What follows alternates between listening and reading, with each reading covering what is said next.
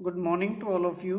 आज की क्लास में हम बेसिक ऑफ कंप्यूटर का सेशन 34 के बारे में पढ़ेंगे। ये थ्योरी का सेशन है। इसमें हमारा माइक्रोसॉफ्ट एक्सेल चल रहा है, जिसमें हमने डेटा मेन्यू का जो डेमो था वो पिछली सेशन में करके देख लिया है। तो इसमें जो भी हमने टॉपिक लिए हैं, जो कंटेंट्स इंक्लूड किए हैं, वो इस प्रकार से हैं। सबसे पहले हमारा tracing the error through auditing, sorting data, filtering data. Filtering data में हमने auto filter, advance filter, displaying automatic सब टोटल और डाटा वैलिडेशंस, ये चीजें हमने पिछले डेमो में प्रैक्टिकल करके देखी थी। तो इसमें tracing error through auditing worksheets, auditing is a feature that checks a worksheet for errors. ठीक है, इसमें बताएगा कहाँ भी हमने किस तरीके से एरर लिए हुए हैं। Auditing can be used to relate formula in different cells and locate the source of a calculation error. कहाँ गलती है, कौन कौन सी डिपेंडेंट सेल हैं, उनके बारे में एरर की तरह से समझा देगा। Sometimes checking formulas for accuracy or finding the source of an error can be difficult when the formula use precedent or dependent cells. ठीक है, कौन कौन सी सेल से लिया गया है और जब जाके वो फॉर्मूला वैल्यू आई है तो उसको ढूंढना कई बार बहुत मुश्किल हो जाता है, क्योंकि जरूरी नहीं है कि हम कंटिन्यूअसली सेल के रेफरेंसेस प्रोवाइड करें। नहीं, हम ऑप्शनल भी कहीं कहीं से भी सिलेक्ट करके सेल रेफरेंसेस प्रोवाइड कर सकते हैं। नेक्स्ट है हमारा ऑडिटिंग हम कैसे करेंगे। देखिए, ट्रेस प्रेसिडेंट के अंदर हम जैसे ही प्रेसिडेंट सेल के बारे में जानेंगे तो वो इस तरीके से रेफरेंस फॉर्मूला के बारे में बताएगा कि ये फॉर्मूला किन किन वैल्यू से इंक्लूड किया। तो यहाँ आप देख पा रहे हो कि हमने ऑप्शनल वैल्यू को जोड़ के सिलेक्शन किया है कि किन किन वैल्यू से हमने उसमें इंक्लूड की है। उसके बाद आप अगर ट्रेस प्रेसिडेंट जानना चाहते हैं कि भाई ये वैल्यू कहाँ कहाँ डिपेंडेंट की गई है, किस किस के अंदर हमने इसको इंक्लूड किया, तो डिपेंड सेल के बारे में किस फॉर्मूला में आपने उसको रेफर किया है वो इस तरीके से भी डिस्प्ले करा देगा। एरर के माध्यम से अगर हमने एरर किस तरीके से आया तो पता चलेगा वो किन किन सेलों का वैल्यू डिपेंड थी उस पर और इस वजह से एरर आया, और कहीं भी कोई मिस्टेक है वो डिस्प्ले करा देगा। एरर चेकिंग है हमारा।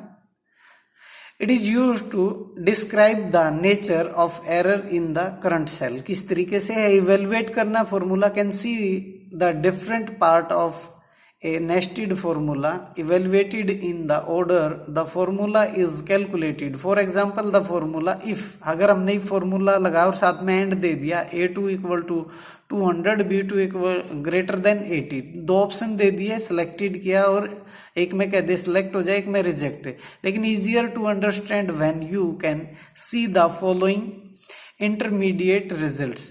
तो उसमें क्या है, कहीं भी एरर आ जाएगा तो वो ऑटोमेटिकली फॉर्मूला को हम इवेलुएट कर सकते हैं, समझ सकते हैं कि कहाँ एरर आया, वो फॉर्मूला बार के अंदर डिस्प्ले करा देगा पूरी डिस्क्रिप्शन को, और उसमें हम जाके जो भी एरर है उसे रिमूव कर सकते हैं। वो विंडो को वॉच करना। It is use to display the workbook, sheet, cell, location, range, name, current value and formula in any cell that you add to the watch it. ठीक है, अगर आपने कंसोलिडेट के माध्यम से अलग अलग वर्कबुक का डाटा इसमें इंक्लूड किया है या अलग अलग जगह से आपने आर्गुमेंट प्रोवाइड किए, तो इस तरीके से वो डिपेंडेंट सेल पे बता देगा कि कहाँ कहाँ से आपने वैल्यूज ली हैं। शो फॉर्मूला के अंदर हमारे पास it is used to display all formula in the cell in the worksheet instead of their calculated values। ठीक है, जो भी आप वैल्यू कैलकुलेट कर रहे हैं, कहाँ कहाँ से कौन सा फॉर्मूला लगा वो डिस्प्ले करा देता। This button is use to, अगर एरो रिमूव करना तो जितने भी एरोज आए हैं, चाहे वो सेल डिपेंडेंट के, सेल प्रेसिडेंट के हैं, एरर के हैं, वो सारे हटा देगा आपके। डेटा सॉर्टिंग में हम कई तरीके से डेटा सॉर्ट कर सकते हैं। डेटा टैब के अंदर जाएंगे, सॉर्ट एंड फिल्टर ग्रुप में जाएंगे, सॉर्ट पे क्लिक करेंगे। By sorting use can arrange rows in a list according to the contents of a particular column. जो भी आपने लिया है, नाम वाइज लिया है, सीरियल नंबर वाइज लिया, किसी सब्जेक्ट वाइज लिया, that is arrange the contents of list table in ascending or descending order as per specify the using. जो आपकी जरूरत है, जो यूजर ने ऑप्शन दिया है वो असेंडिंग का दिया है, डिसेंडिंग का दिया है, तो जिस भी कॉलम पे आपने सिलेक्ट करके वो फॉर्मूला अप्लाई किया है उसी के अकॉर्डिंग वो डाटा को सॉर्ट कर देगा। ठीक है, ये आपने देखा। बिफोर सॉर्टिंग कैसे था, आफ्टर सॉर्टिंग कैसे, उसने नेम वाइज सॉर्ट किया है, अल्फाबेटिकली हो गया आपका।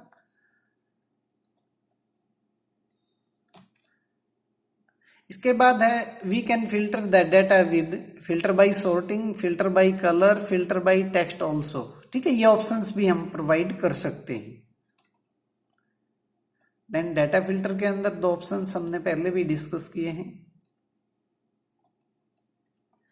डेटा टैब में जाएंगे, सॉर्ट एंड फिल्टर ग्रुप में जाएंगे, सॉर्ट पे क्लिक करेंगे, या होम टैब में एडिटिंग ग्रुप में, या सॉर्ट एंड फिल्टर पे जाएंगे। इन एक्सेल से users can filter the data to see only those record which the user required. वो उसने सेलेक्ट कर रखे हैं। There are the two types of filter. Auto filter में ऑटोमेटिकली वहीं आपका बटन आ जाएगा, आप जैसे उस पर क्लिक करेंगे और जो भी आप अपना कंडीशन लगाएंगे उसके अकॉर्डिंग डाटा फिल्टर हो जाएगा। एडवांस फिल्टर में आपको क्राइटेरिया देना और रेंज बतानी है, कितनी रेंज में से इस क्राइटेरिया के बेस पे डाटा को फिल्टर कराना है। वो लोकेशन देनी है जो डाटा फिल्टर होके आपका आएगा। मान लो आपने लिस्ट रेंज में सिंगल कॉलम दिया है, तो आपका जिस जगह पे डाटा कॉपी होके आएगा या फिल्टर होके आएगा वहां भी सिंगल कॉलम देना। वो डिपेंडेंसी है लिस्ट रेंज पे, जितनी लिस्ट रेंज दोगे उतनी आपको कॉपी रेंज देनी पड़ेगी। अगर आप कॉपी रेंज के अंदर कॉलम कम देते हैं तो एरर आएगा। मान लीजिए रो कम देते हैं तो सिस्टम ऑटोमेटिकली उनको अपडेट करा सकता है। तो ये ध्यान ही रखना है हमने कि हम इस तरह की मिस्टेक ना होने दें, अदरवाइज हमारा दिखाई नहीं देगा। जैसा कि आपको दिखाई दे रहा है, लिस्ट रेंज में हमने 3 कॉलम प्रोवाइड किए हैं। क्राइटेरिया रेंज में आपने मार्क्स मांगे हैं 85 से ज्यादा के, और आपने जहां भी कॉपी रेंज है वो एज इट इज 3 कॉलम्स में प्रोवाइड कर दिया। जैसे ही आप ओके बटन पे क्लिक करेंगे वो उसे फिल्टर करके दिखा देगा आपके सामने इस तरीके से, जैसे स्क्रीन पे दिखाई दे रहा है। इस तरीके से हम इसे यूज करेंगे। ये काफी यूजफुल यूटिलिटी है। ये इस तरह की कमांड है हमारी जो बार बार हमें यूज करनी पड़ेगी, और हम कई बार इसमें एरर फेस करते हैं, लेकिन प्रॉपर चैनल से अगर हम इसको करेंगे, स्टेप बाय स्टेप करेंगे तो एरर नहीं आएगा। सब टोटल में आपने देखा, जैसा कि हमने भी प्रैक्टिकल में किया था, उसका सभी का टोटल दिखा देता और ग्रांड टोटल। डाटा टैब में जाएंगे, आउटलाइंस ग्रुप में सब टोटल है। रिटर्न से सब टोटल इन ए लिस्ट और database. It is generally easier to create a list with subtotals by using the subtotal command in the outline group on the data tab. Once the subtotal list is created, you can modify it by editing the subtotal function. ठीक है, उस पर आप change कर सकते हैं, edit कर सकते हैं, बदल सकते हैं। लेकिन आपको देखा होगा जब हम फॉर्मूला और फंक्शन के अंदर मैं डायरेक्टली सबटोटल का फंक्शन यूज कर रहा था तो तब वो प्रॉपर नहीं हो पा रहा था, क्योंकि उसके अंदर मॉडिफाई करने के लिए हम उसे यूज करते हैं, आर्गुमेंट वगैरह चेंज करने के लिए कुछ भी यूज कर लेते हैं।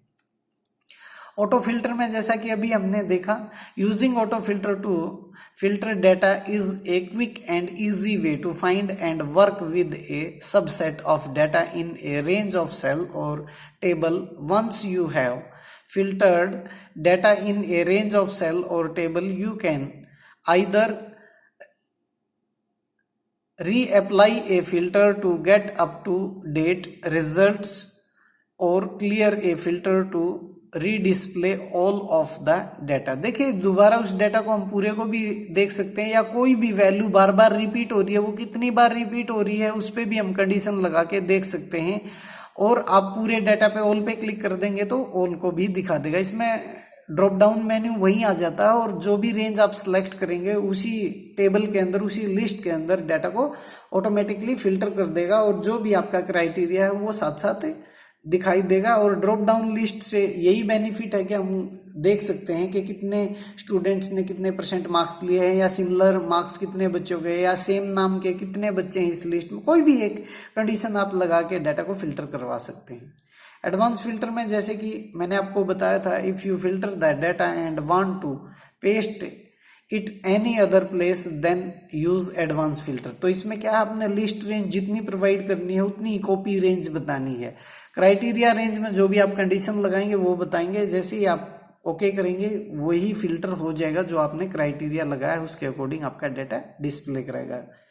ठीक है, जैसे आपने यहाँ देखा, जितनी भी वैल्यू को आप कंडीशन में लगाएंगे, जिस तरीके से आप उसका लेके आएंगे, उसमें आप चेंज करना चाहेंगे तो ऑटोमेटिकली आप चेंज भी कर सकते हैं।